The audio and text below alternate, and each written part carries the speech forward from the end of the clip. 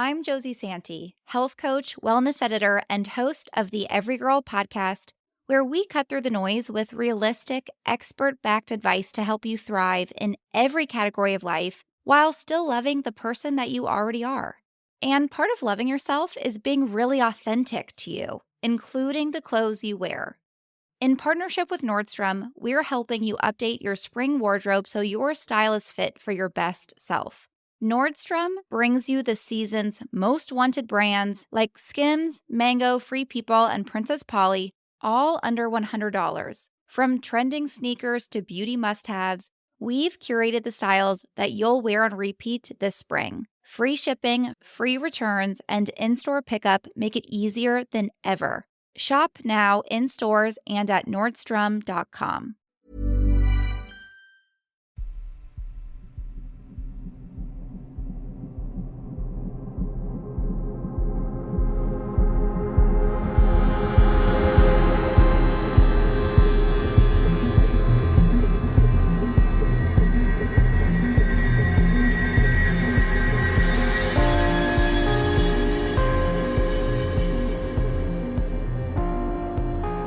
Welcome to mini episode number 431 of Real Life Ghost Stories, and I have 4 spooky stories for you today, and the last story comes from the 7th of December 2024, and story number 1 comes from Terry. When we were young, we cousins would hang out a lot at our farm. We liked to trek to the bush and down to the creek. One time we saw a dinosaur bird. Strange. I now know we saw a crane, but we didn't know that for a long time.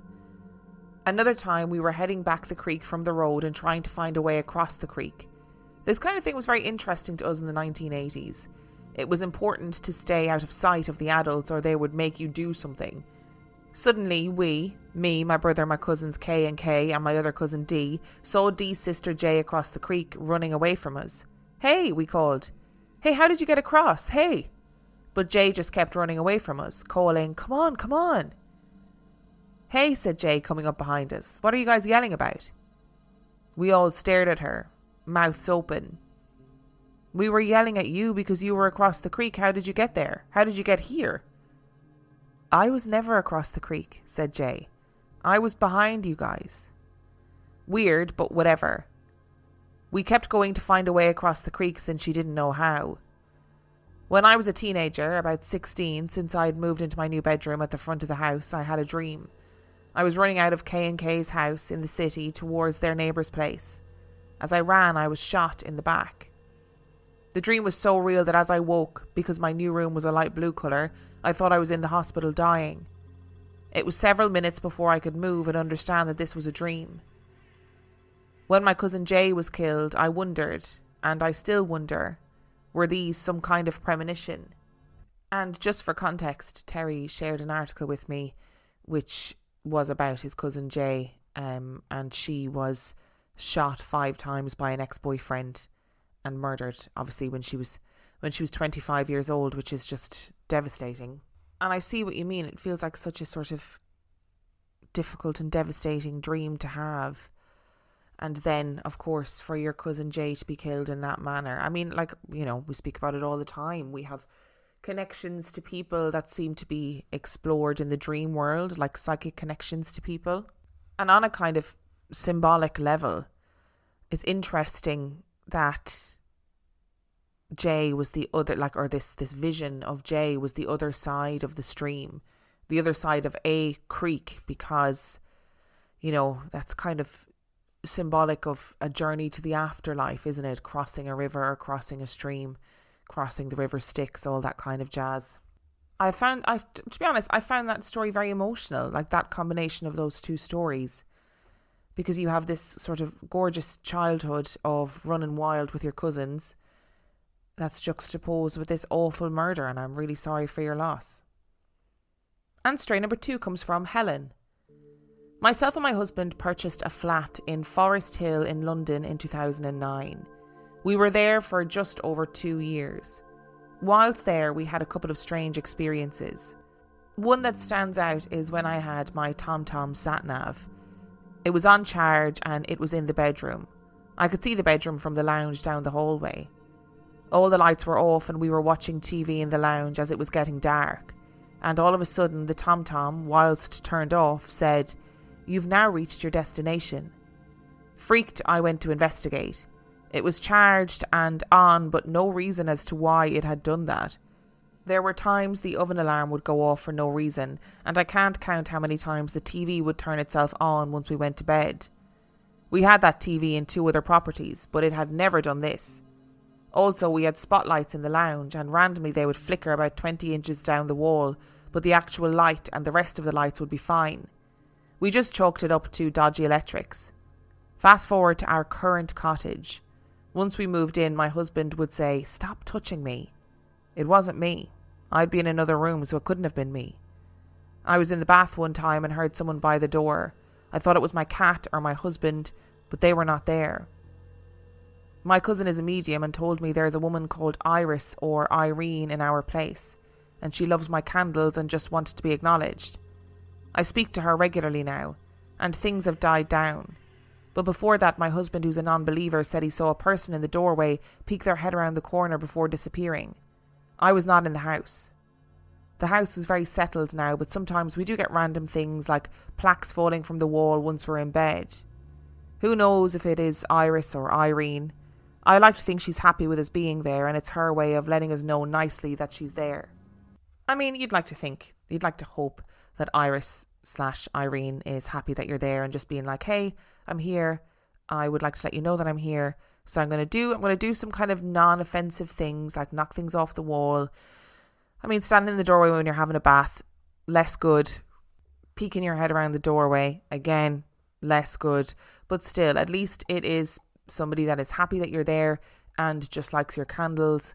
And it's interesting about all the dodgy electrics. I mean, we see that all the time in ghost hunting TV shows where they talk about how ghosts, like their energy, can manipulate electrics and manipulate kind of lights and TVs and things that can turn on and off.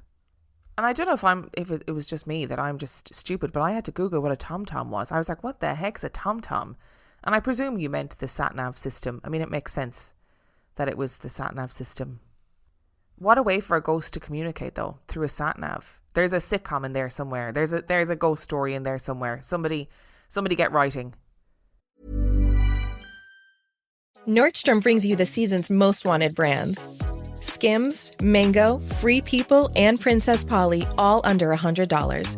From trending sneakers to beauty must-haves, we've curated the styles you'll wear on repeat this spring. Free shipping, free returns, and in-store pickup make it easier than ever. Shop now in stores and at Nordstrom.com. And story number 3 comes from Caz. I also had a triangle sighting, but it's so mad I don't think anybody I've told actually believes me. I was about 19 or 20 at the time. I'm 42 now and married and still remember it clear as day. I was just leaving my mum's house in Salford in Manchester. I happened to look up and could see something lit up in a red colour. Just out of curiosity, I went and fetched some binoculars and ran out again to try and catch it. My mum was on the step and stayed there while I checked this thing out. When I found my little red light, I was gobsmacked. It was a huge red triangle. By red, I mean it was the outside of the shape all lit up. At each of the 3 corners were smaller triangles also outlined in red. The small triangles were rotating around by themselves and touched the point of the big triangle all throughout their rotation. They weren't going around the big triangle, which wasn't rotating itself, but just spinning on their own axis. This thing must have been higher than a plane at cruising height. It moved in a straight line and would zip forward really fast, then seem to stop and hover, and it would also move really slowly. Because of this and the altitude, I was able to watch it for ages until it disappeared over some rooftops in the distance. I was literally in the middle of the road gawping up. My old school friend and her mum came past me on the street, and when I told them what I was looking at, they just laughed and walked on. This thing was so advanced in its designs and movements, my mind just rejects the idea of it being made by humans. I've also seen the pinballs twice. Once on Stockport train station, a plane went over really low and in its wake were a row of white balls that zipped after it.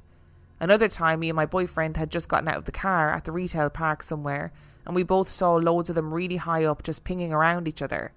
So weird. I'd love to know what these things are. I'm going to be honest. I don't want to know what they are.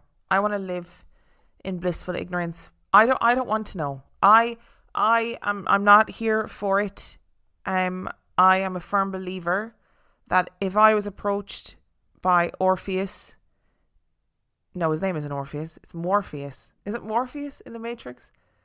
It's Morpheus, isn't it? It's not Orpheus. I've just got Hadestown on my brain. If I was approached by Morpheus and he was like, do you want the red pill or the blue pill? I'm taking the pill that lets me live in blissful, willful ignorance. I don't want to know about all the scary alien shit that is happening. You want to build big triangles in the sky with little triangles that are rotating on their own axis. By all means, have at it. Do it. Stay up in the sky where you're not annoying me.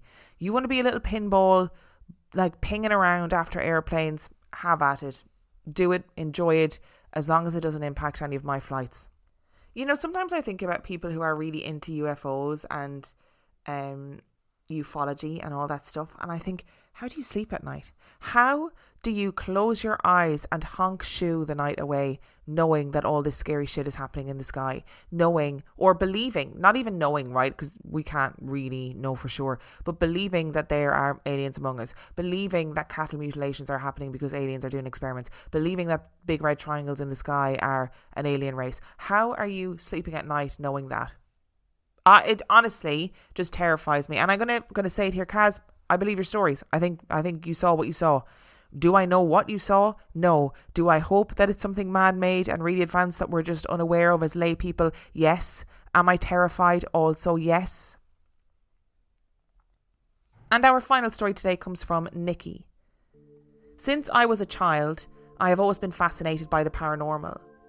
When I was about 8 or 9, I used to see faces coming out of the walls in my bedroom and would often hear what sounded like footsteps coming up the stairs when everyone else was in bed. I was never frightened, and nothing ever seemed threatening. I was more intrigued than anything. Back in 2004, I was a big fan of the TV show Most Haunted. A couple of years earlier, they had recorded a show in Derby Jail, run by the historian Richard Felix. I live in Nottingham, so I thought, seeing as it wasn't that far away, I'd go and have a look around. A little bit of info about Derby Jail. It was used as a real jail between 1756 and 1828 and is now a museum with 2 cells, the condemned cell and the debtor's cell. You can spend the night there on an overnight vigil if you dare, but I don't think I have the guts. I didn't want to go to the jail alone, so I asked my mum, my brother and sister-in-law to tag along. My mum and brother are pretty open to the idea of anything paranormal, but my sister-in-law is a big skeptic. Side note, I think it's a good idea to have a skeptic with you when you visit a supposedly haunted place, because they can offer a rational explanation for things a believer might not have thought of. So we all got into the car and drove to the jail feeling excited but slightly apprehensive. Once there, we went straight to one of the cells and just stood in silence for a while, listening for any strange sounds. After about 10 minutes, I suddenly began to smell beer. I asked if anybody else could smell it, and my mum said she could. I then started to feel a bit sick, so I left the cell and went to sit down at one of the tables opposite the small drinks area. I had my camera with me and started to take a few photos. It was quite dark inside the jail, but I didn't want to use flash, so I had to use a slow shutter speed. Eventually my mum came to join me and my brother and sister-in-law went to stand by the drinks area. After taking a few more photos, I checked back through them and was shocked to see that I had captured an image of a strange disembodied white hand. I was sure that nobody had walked in front of my camera when I had fired the shutter, and we were the only ones in the jail at the time, so everyone was accounted for. Just to be sure, I asked my mum if she had inadvertently walked in front of my camera and I'd somehow completely missed her, but she said she hadn't. In order to try and debunk the image, I asked her to intentionally walk in front of the camera very slowly to see if it could have been a person. But every photo I took captured her whole body and not just her hand. What do you think I captured? Was it just a person that both me and my mum completely missed, or was it perhaps a ghost? So as always, I will post the image on the Facebook page, on Instagram and on the Patreon page, right? And look, it looks like a hand. But it looks like a hand attached to an arm of somebody standing there. Like, is there movement? I don't know. it's a weird picture. I will absolutely give it that one. It's a weird picture, and I know that people will have opinions of it in the comments, but it is a strange picture. Also, Nicky, love your obsession with Most Haunted. I was also a big fan of Most Haunted too, loved it. And I love the idea of a ghost hunt in Derby Jail. I need to look into this because that sounds like it would be really cool. And I agree, it is really, I do think it's really important to have a skeptical person with you, because otherwise every knock, every sound, every feeling becomes paranormal, right? And that's not good research. You know, you need somebody to go, hey, hang on a second, that knock sounded like actually it was the pipes. Let's do a bit of thinking about this. And it's important. That's just good science, just good investigation, good research. And it's interesting that you and your mum started to smell beer. That is a really distinctive yeasty smell. And then your mum could smell it too. It's just interesting, isn't it? I wonder if that's a sort of residual energy thing from a previous time.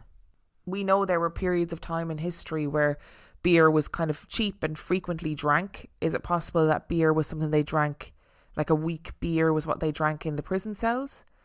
Is that why that smell still lingers?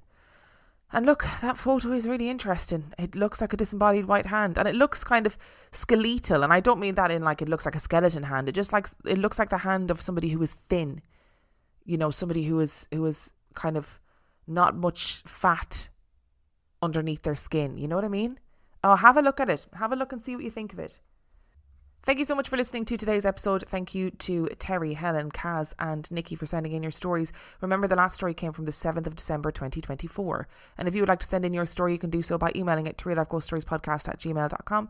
You can also check out the website reallifeghoststoriespodcast.com. And if you are desperate for some extra content, you can subscribe to the Patreon. That is patreon.com/reallifeghoststories, where for $5 a month or $2 a month, you can get access to heaps of extra content, as well as every single main and mini episode completely ad-free. And on that note, I shall see you next time. Nordstrom brings you the season's most wanted brands. Skims, Mango, Free People, and Princess Polly, all under $100. From trending sneakers to beauty must-haves, we've curated the styles you'll wear on repeat this spring. Free shipping, free returns, and in-store pickup make it easier than ever. Shop now in stores and at Nordstrom.com.